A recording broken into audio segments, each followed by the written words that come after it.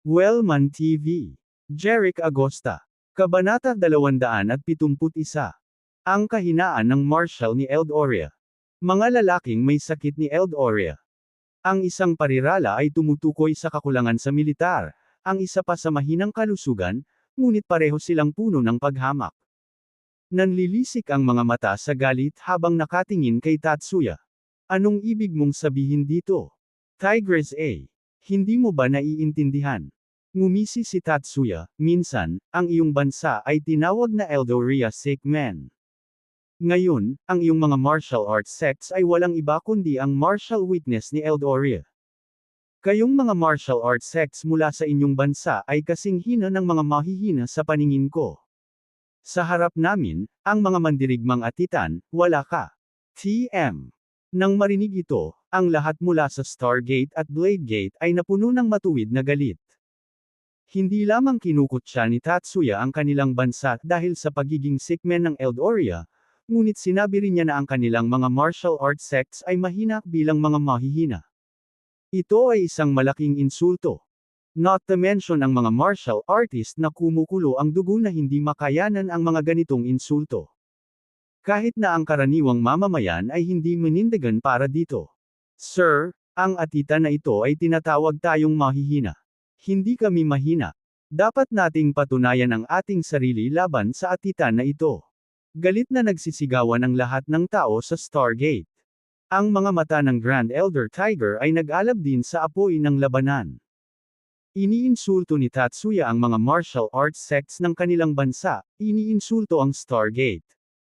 Kung hahayaan niyang insultuhan sila ng ganito, hindi lang mawawala ang dignidad ng Stargate, kundi pati na rin ang mukha ng mga lalaki ng Eldoria.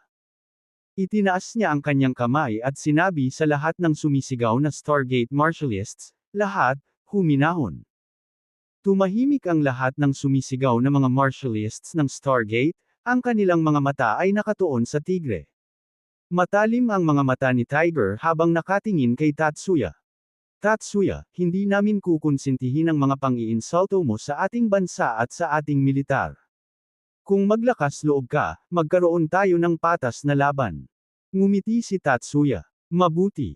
Ngunit kayong mga martialists ay masyadong mababa upang labanan laban sa akin, maliban kung maaari mong talunin ang aking dalawang Suarez pamilya. Mga martialists. Pagkasabi nito, itinuro ni Tatsuya sina Kazuki at Haruki na may hawak na plaque ng Eldoria's Martial Weakness. Kabanata 272. Itinaas ni Nabaki at Karuki ang kanilang mga butil na mayabang na mukhang matanda kay Tig. Parang may mga langgam. Galit na galit sina Phoenix at Steve. Tumingin sila kay Tiger at hinayaan tayong harapin ang mga atedenan na ito.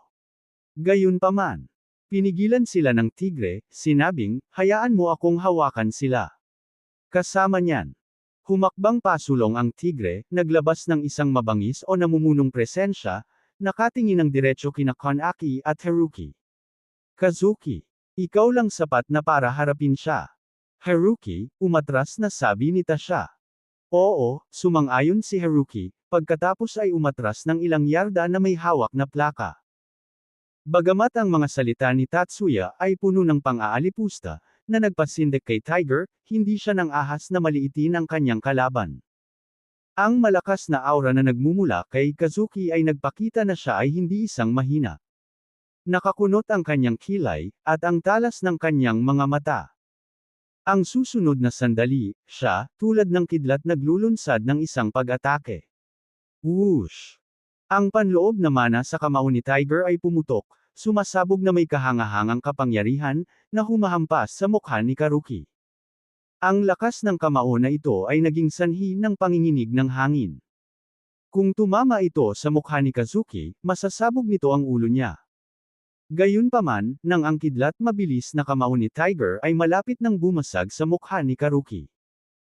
Biglang kumislap ang mga mata ni Karuki, at sa sumunod na sandali, nang walang gaanong paggalaw, bahagyang gumalaw ang kanyang figura, at madali niyang naiwasan ang tattle teeth ni Tiger. Lahat ng mga tao mula sa Stargate at Bladegate ay napabuntong hininga sa pagkabigo. Ang kamao na ito ay talagang naiwasan ni Kazuki. Maging si Tiger ay nabigla. Sumablay ang kamao, at alam niya ang lakas ng kalaban. Isang intermediate top-tier Marty Ellis.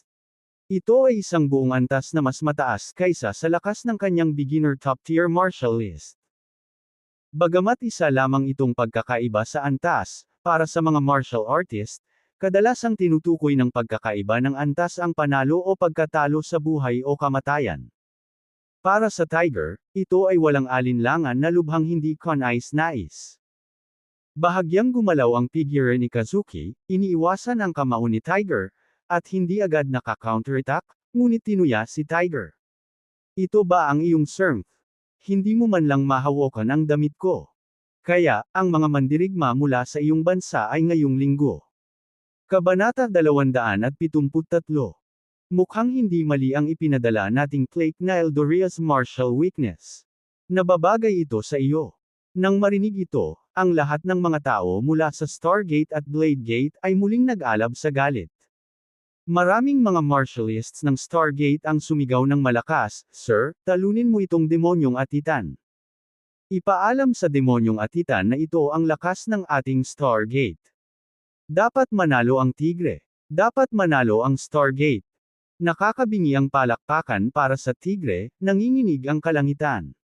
Nang makita ang lahat ng mga tao mula sa Stargate na sumisigaw at nagsasaya ng sama-sama, kahit na alam ni Tiger na hindi siya kasing lakas ni Kazuki, ang fighting spirit sa kanyang puso ay nag-alab.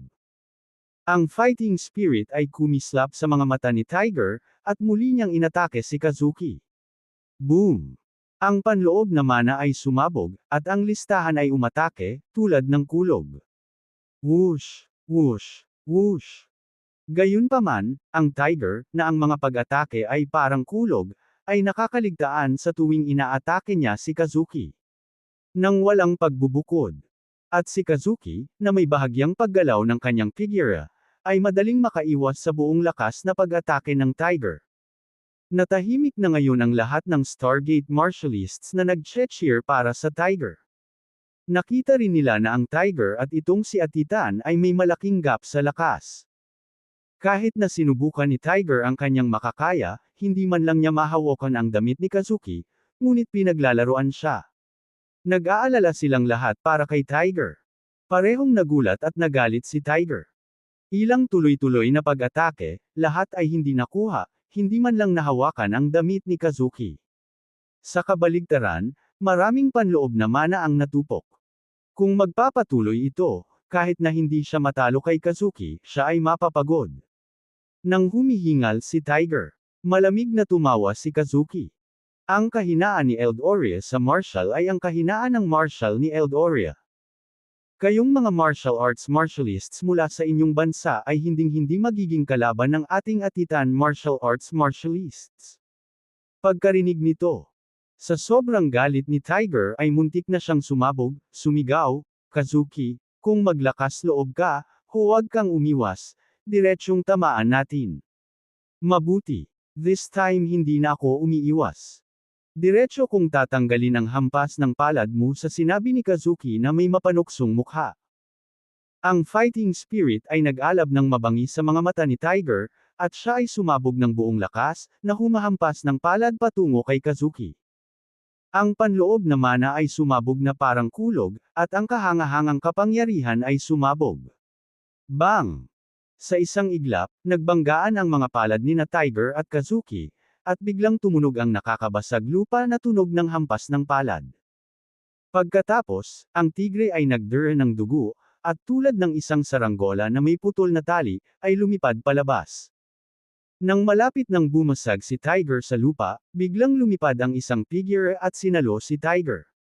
Ligtas na nakarating ang tigre sa ilalim ng kamay ng taong ito. Ang lahat ay tumingin at natagpuan na ang taong nagligtas kay Tiger ay ang Panginoon ng Blade Gate, si Victor. Kabanata 274. Mr. Tiger, okay ka lang? Tanong ni Victor na may pag-aalala kay Tiger. Matapos umubo ng dugo, ang mukha ni Tiger ay namutla ng husto. Ang pakikipaglaban kay Kazuki ay nagdulot sa kanya ng matinding pinsala at kahinaan. Ngunit dahil ayaw niyang mag-alala si Victor o sinumang miyembro ng Stargate, nagawa niyang sumagot, "Mr. Victor, linya ako. Si Victor, syempre, ay nakikita na si Tiger ay lubhang nasugatan. Agad niyang inutusan ang ilang apprentice, tulungan mo si Mr. Tiger. Magpahinga. Yes, Mr. Victor, dalawang martialists mula sa Stargate ang agad na umakbay kay Tiger sa gilid. Lumipat ang tingin ni Victor kay Kazuki. Sa kabila ng pakikipagpalitan ng suntok kay Tiger, si Kazuki ay hindi lamang naalis sa linya ngunit nakatayo doon na mukhang relaxed. Ang kanyang lakas ay maliwanag na higit na nakahihigit sa Tiger. Tumingin kay Kazuki, sinabi ni Victor, Mr. Hindi tugma sa iyo ang tigre. Hayaan mo akong harapin ka. Siya ay isang intermediate top-tier martialist, at si Kazuki ay may katulad na ranggo. Bagaman magkatulad ang kanilang mga lakas. Ngunit para sa karangalan ng mga sekta ng martial arts ng Eldoria. Nagpasya si Victor na ibigay ang lahat, determinadong tanggalin ang kalaban anuman ang mangyari. I apologize, my junior apprentice just sparred with you guy, he needs a rest, but you, let me face you. Gayunpaman, sa sandaling iyon, iniabot ni Haruki ang plate na hawak niya sa isang nakamaskara na lalaking nakaitim, humakbang pasulong, at tumingin kay Victor. Napabuntong hininga si Victor dahil sa matalim niyang titig at sa napakatingkad na aura sa paligid. Naramdaman ni Victor na ang lakas ni Haruki ay nahihigitan ni Kazuki. Tila nakilala rin ni Haruki na mas malakas si Victor kaysa kay Iger. Iyon ang dahilan kung bakit siya pumasok, pinayagan si Kazuki na umatras. Tumango si Kazuki kay Haruki. Sige, Mr. Haraki Suarez, ipaubaya ko na siya sa iyo. Pagkasabi noon, umatras si Kazuki sa tabi ni Tatsuya. Isang ngiti ang lumitaw sa mukha ni Tatsuya habang sinabi niya, Kazuki, ginawa mo ng mabuti ang pagpapahirap sa presbyter ng Stargate kanina. Magaling. Salamat sa papuri, si Mr. Tatsuya Suarez Kazuki ay mabilis na tumugon ng may paggalang. Naikuyom ng mga tao ng All-Star Gate at Blade Gate ang kanilang mga kamao sa Ogre Pond nang marinig ang mga salita ni Tatsuya. Kabanata 275. Ang dalawa, nang magtagpo ang tingin ni Haruki, ay nakaramdam ng isang tiyak na antas ng pangamba. Ang nakitang si Victor ay itinapon at nasugatan ni Haruki ay nagpuno sa huli ng matagumpay na pagmamataas, lalo na't si Haruki ay lumabas na hindi nasaktan. Nang uuyam, nanunuya siya. Ang tinatawag na mga mandirigma ng Eldoria, walang iba kundi mga mahihina. Wala ni isa sa inyo ang lumaban. Akala ko mabigat ka. Lahat ng usapan at walang aksyon, nagyayabang na makatiis ng 10 o daan-daang suntok, nakakaawa. Pinalipad kita ng isang suntok lang. Tatsuya, Kazuki, kasama ang mga nakamaskarang martialist sa itim na kasuotan, lahat ay humagalpak sa tawa. Ha. Nang marinig ang mga panlilibak na ito, agad na nanlaki ang mga mata ni Victor, na puno ng galit ang kanyang dibdib, at iniluwa niya ang isang subo ng dugo. Dog! Napasigaw si Halin sa pag-aalala. Nakikita ito. Nag-aapoy na rin sa galit sina Faines at Steve. Ang mga alitat na ito ay 100. Brast!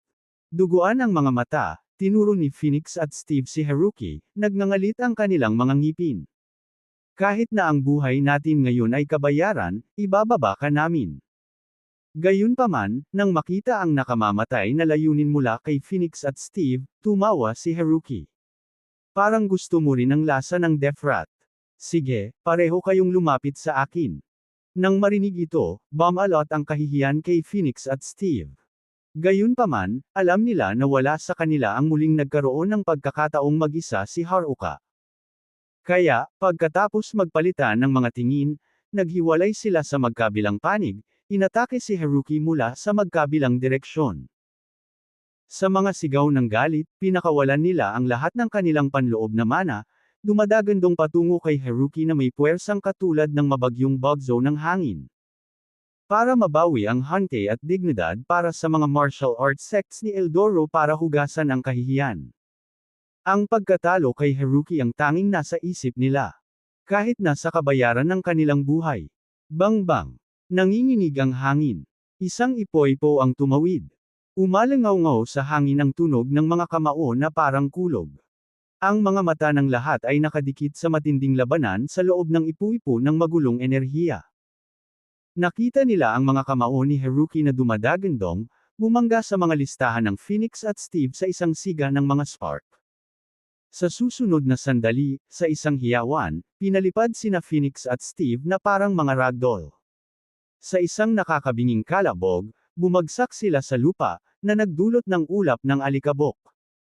Naramdaman ng lahat ng miyembro mula sa Stargate at Bladegate na parang walang awa na damapo sa kanila ang mga kamao ni Haruki, ang sakit na tumatagos sa kanilang mga puso.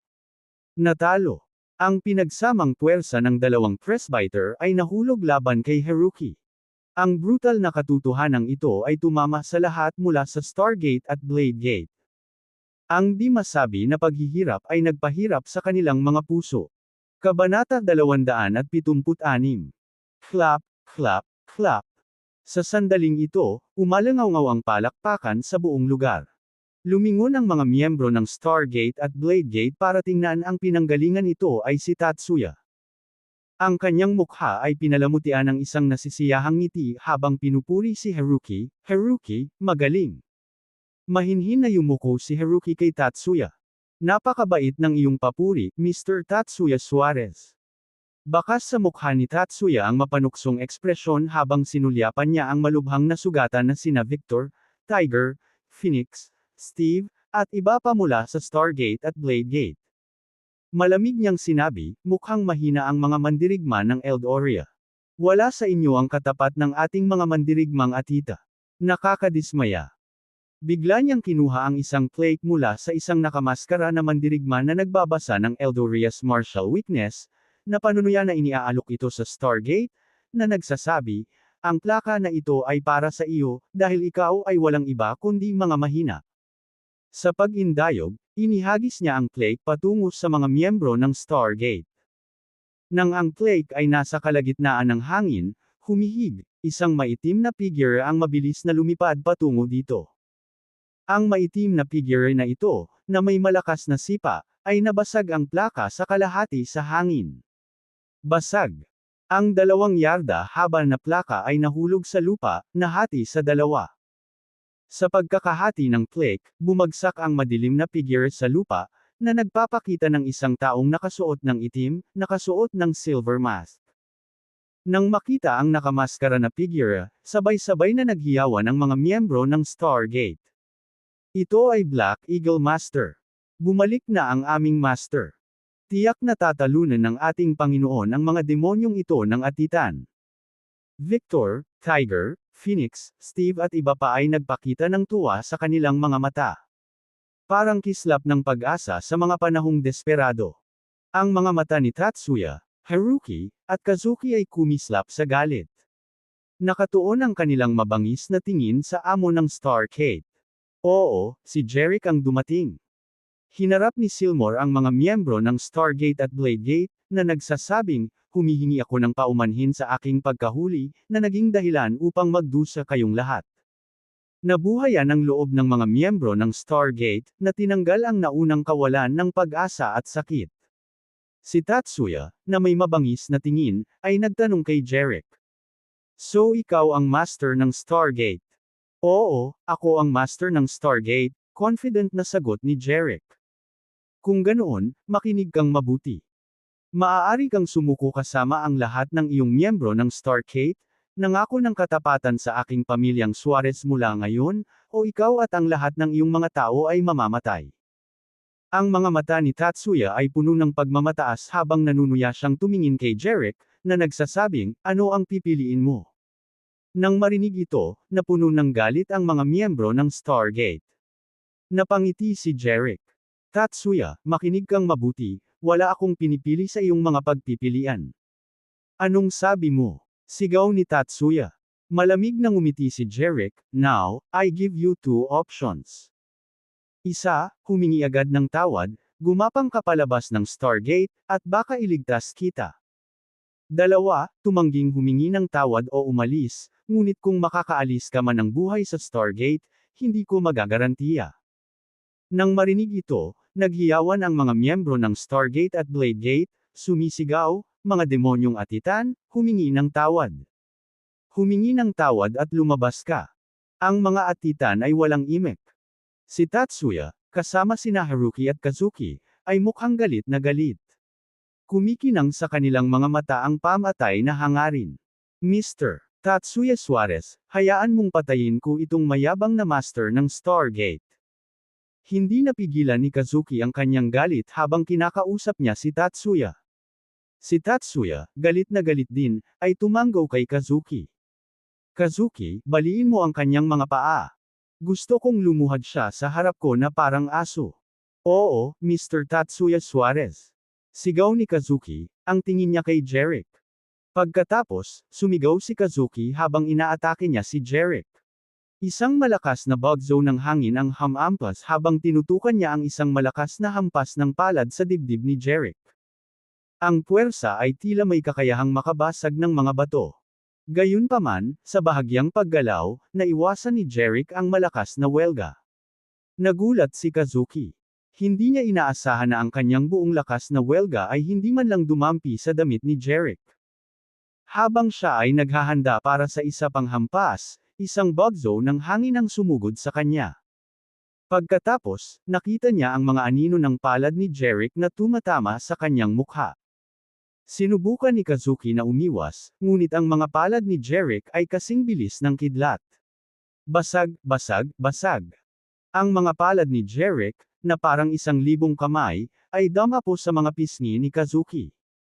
Ang mga hampas ay nagdulot ng paglipad ng mga ngipin ni Kazuki, ang dugo ay tumalsik sa lahat ng dako. Dahil sa mga hampas ay napaungol si Kazuki sa sakit, parang baboy na humihiyaw. Ang mga pisngi ni Kazuki ay namamaga sa isang nakikitang bilis, nakahawig ng mga napalaki na lobo. Sa wakas, itinigil ni Jeric ang walang humpay na welga. At ang mapula-maga na Kazuki, na parang ulo ng baboy, ay bumagsak sa lupa, nawalan ng malay. Nang makita ang kanyang disfigure at hindi makilalang mukha, lahat ay napanganga. Pero maya-maya, nagsaya ang mga miyembro ng Stargate at Bladegate. Na-knockout ng kanilang amo si Kazuki. Naaalala kung paano mabangis na hinampas ni Jeric si Kazuki, lahat ay nakadama ng kasiya siyang kasiyahan. Parang natanggal ang kargada sa kanilang mga puso. Tatsuya, sino ang ipapadala mo para labanan ako ngayon? Casual na tinuya ni Jeric si Tatsuya matapos mawala ng malay si Kazuki. Sa wakas ay napawi si Tatsuya mula sa kanyang pagkabigla, nag-aalab ang galit sa kanyang mga mata. Tinalo ni Jeric si Kazuki. At ngayon, mayabang niyang tinutuya siya. Galit. Naikuyom ni Tatsuya ang kanyang mga kamao, pumutok ang mga buko, handang makipaglaban hanggang kamatayan kay Jeric. Gayunpaman, pinigilan siya ni Haruki, na nagsasabing, Mr. Tatsuya Suarez, hayaan mo akong hawakan siya. Tumigil si Tatsuya at sinabi kay Haruki, patayin mo siya. Ayoko siyang buhayin. Matapos mawala ng kakayahan si Jeric kay Haruki, ang kanyang pagmamataas ay hinamon pa si Tatsuya, na nagpagalit kay Tatsuya. Galit na galit si Tatsuya. Kaya sa pagkakataong ito, inutusan niya si Haruki na patayin si Jeric. Malakas na tumanggo si Haruki. Pagkatapos, tulad ng isang lobong uhaw sa dugo, itinuon niya ang matalim na tingin kay Jeric. Swish! Nang hindi umimik, naglunsad ng pag-atake si Haruki. Tulad ng isang lobo, ang kanyang pag-atake kay Jeric ay mabangis, matulin, at uhaw sa dugo. Ang panloob na mana na lumalabas sa kanya ay parang isang mabangis na hangin na humahampas patungo sa Silmore. Ang kanyang kanang palad ay naging isang kuko, na may panloob na mana na bumabalot dito, nakahawig ng mga kuko ng isang mabangis na hayop, na naglalayong. Kabanata 277. Para sa dibdib ni Jeric. Nilalayo niyang dukutin ang puso ni Jeric gamit ang isang kuko, upang magdulot sa kanya ng matinding paghihirap bago mamatay, na ipaghiganti si Haruki. Ang mabangis na mga kuko, na kasing bilis ng kidlat, ay naglabas ng nakamamatay na aura. Lahat ng tao mula sa Stargate at Bladegate ay nasa kanilang mga lalamunan. Gayunpaman, sa pagharap sa nakamamatay na hampas ng kuko ni Haruki, si Jeric ay nanatiling matatag, walang takot, at hindi umiwas. Victor, Julin, Tiger, Phoenix. Lahat ng mukha nila ay nagbago ng husto. At nang makita ni Haruki at Tatsuya si Jeric na hindi umiiwas, nagliwanag ang kanilang mga mata sa matinding saya. Swoosh! Tumama ang mga kuko ni Haruki sa dibdib ni Jeric. Pagkatapos, umalangaw-ngaw ang nakakatakot na hiyawan. Nang marinig ang sigaw, natigilan ang lahat ng mapagtantong hindi si Jeric ang sumigaw, kundi si Haruki. Sa totoo lang, si Haruki ang napasigaw sa sakit. Ang kanyang mukha ay nabaluktot sa matinding paghihirap, at ang kuko ng kanyang kanang kamay na tumama sa dibdib ni Jeric ay nabali at dumudugo ng husto. Lahat ay hindi makapaniwala. Nabali ang mga daliri ng kuko ni Haruki na tumama sa dibdib ni Jeric. Ito ay lampas sa paniniwala. Dilat na dilat ang mga mata ni Tatsuya, hindi makapaniwala sa eksenang nangyayari sa kanyang harapan. Paano ito magiging posible? Si Haruki ay isang elite top-tier martial artist, mas malakas pa kaysa kay Tatsuya mismo. Not to mention Jeric, kahit isang bakal na plato ay magasgasan ng kanyang mga kuko. Na ngayon, habang ang kanyang mga kuko ay tumama sa dibdib ni Jeric, hindi lamang sila nabigo na tumagos, ngunit sila ay nabasag, ang dugo ay bumulwak. Nakatitig kay Jeric sa lubos na hindi makapaniwala, nagtaka si Haruki kung ang ilang banal na proteksyon ay naglalaro. O marahil, si Jeric ba ay may suot na hindi malalampasan na chainmail? Habang nauurong si Haruki sa pagkabigla, kumilos si Jeric. Ang kanyang palad ay tumama na parang kidlat, na tumama kay Haruki mismo sa mana. Isang sigaw ng paghihirap ang sumunod, at si Haruki ay pinalipad na parang saranggola na naputol sa tali nito. Sa isang malakas na kalabog, si Haruki ay lumapag ng husto sa harap ni Tatsuya, bumubulwak ang dugo mula sa kanyang bibig bago siya nawala ng malay. Ang paningin ay naging mapotla si Tatsuya bilang kamatayan. Napaatras siya ng walang malay, ang mga mata na nakatatakot ay nakatitig kay Jeric. Maging ang 30 mandirigma ng pamilya Suarez na nakatayo sa likuran niya ay hindi maitago ang pangamba sa kanilang mga mata. Ikaw na, Tatsuya, bumaba ang boses ni Jeric na parang guillotine, ang kanyang mga mata ay nakatutok sa mukha ni Tatsuya. Alam ni Tatsuya na wala siyang pagkakataon laban kay Jeric. Nasaksihan niya ang kapalaran ni Ailaruki, at tila tiyak ang kamatayan. Mabilis.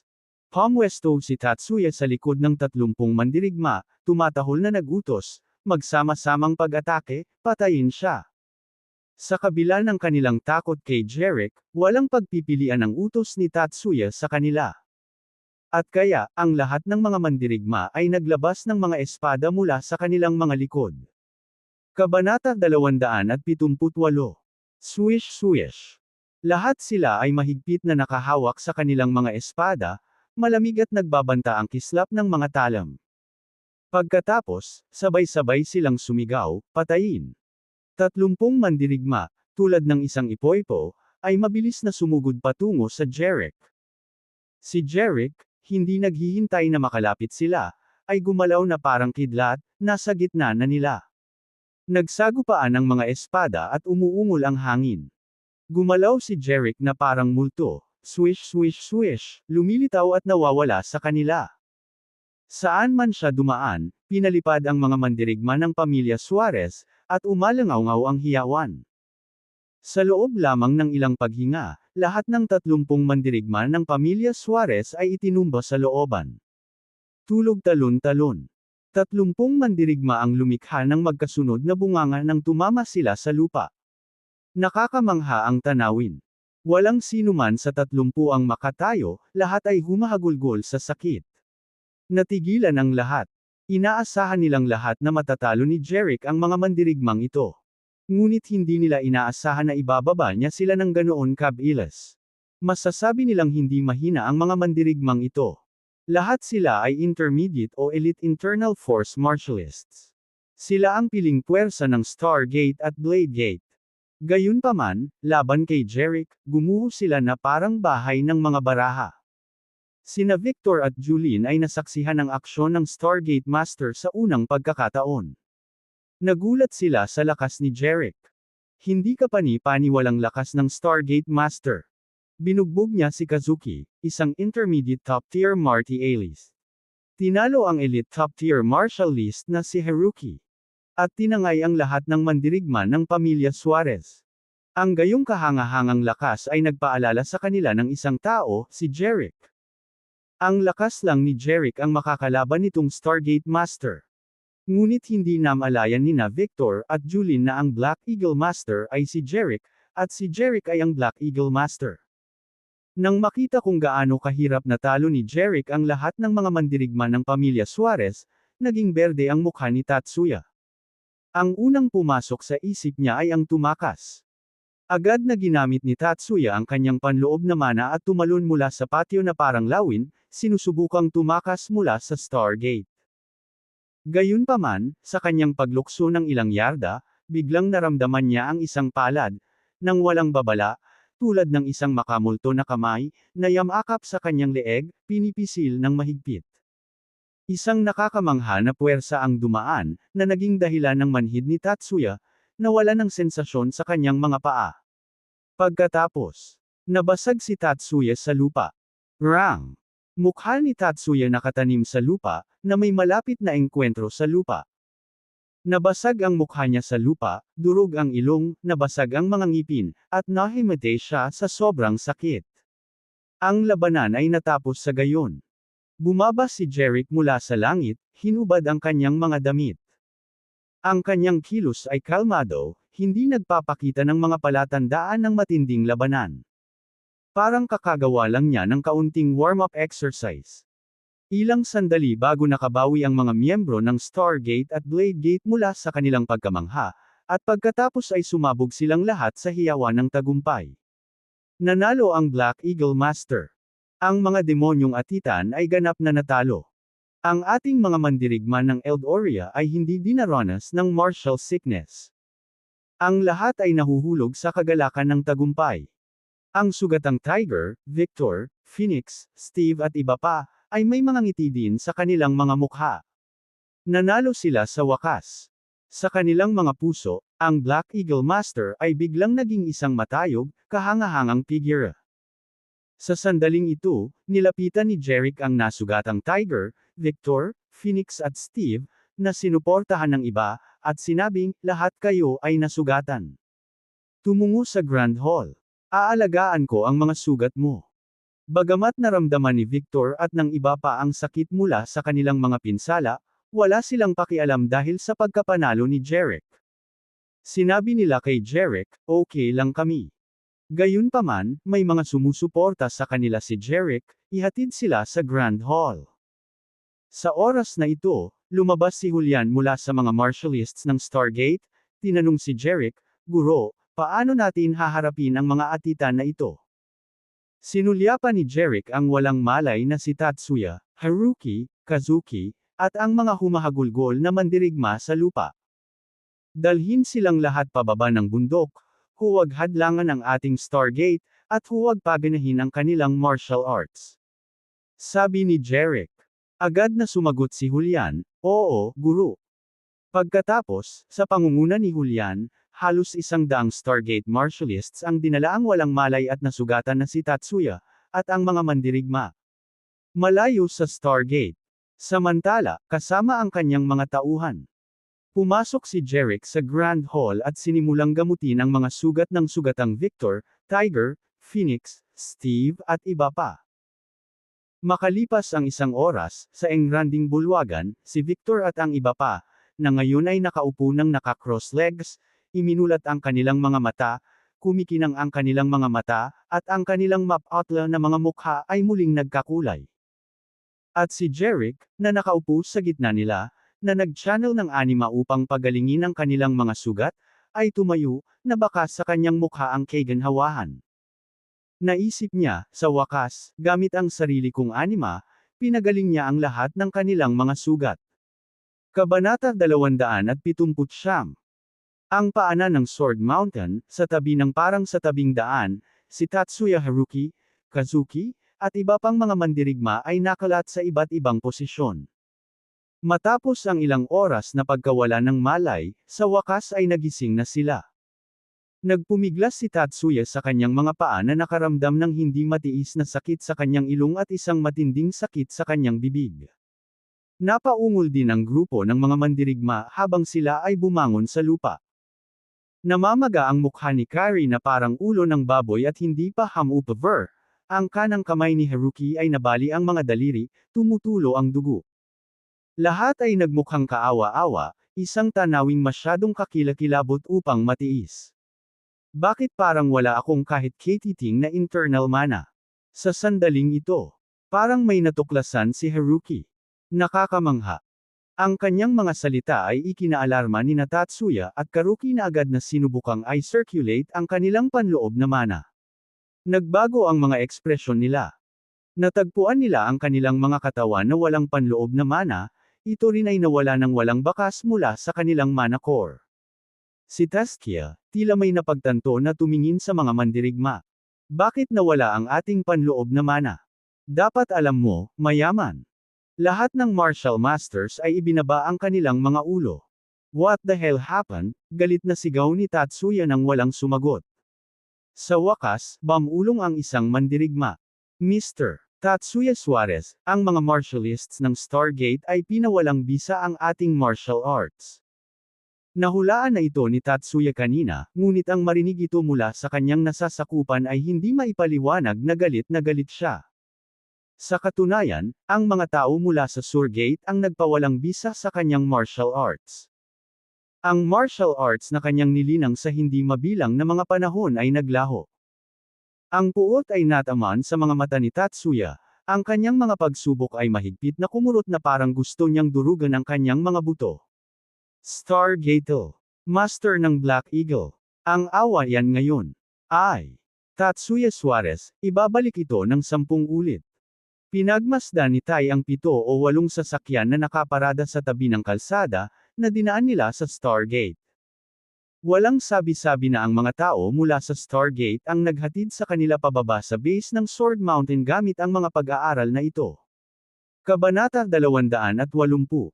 Oo, Ginoong Tatsuya Suarez, lahat ng mandirigma ay tumugon.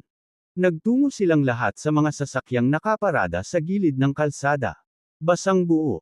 Si Tatsuya ay hindi nabulag ng puot. Hindi sila tugma ni Jerick kahit sa martial arts nila. Ngayon, nang walang martial arts at may mga pinsala, ang pagbabalik para sa paghihiganti ay pagpapakamatay. Kaya, gusto ni Tatsuya na bumalik sa Suarez Mansion sa lalong madaling panahon. Sunod-sunod na umalis ang convoy sa base ng Sword Mountain. Samantala, sa Grand Hall ng Stargate, nakita ng lahat na si Victor, Tiger, at iba pa ay nakabawi na sa kanilang espiritu at gumaling sa kanilang mga sugat. Nagulat silang lahat. Ang mga kasanayan sa pagpapagaling ni Jerick ay mas mahusay kaysa sa maalamat na doktor na si Hippocrates. Lahat sila ay humanga sa malalim na kakayahan ni Jerick.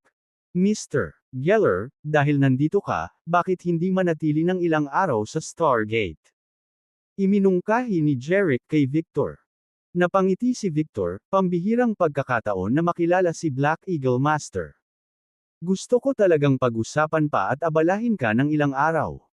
Gayunpaman, humihingi ng tawad si Jerick, Mr. Geller, bagamat gusto ko ring pag-usapan ang pagtutulungan ng mga sekta, may gagawin ako ngayon at natatakot akong hindi kita samahan.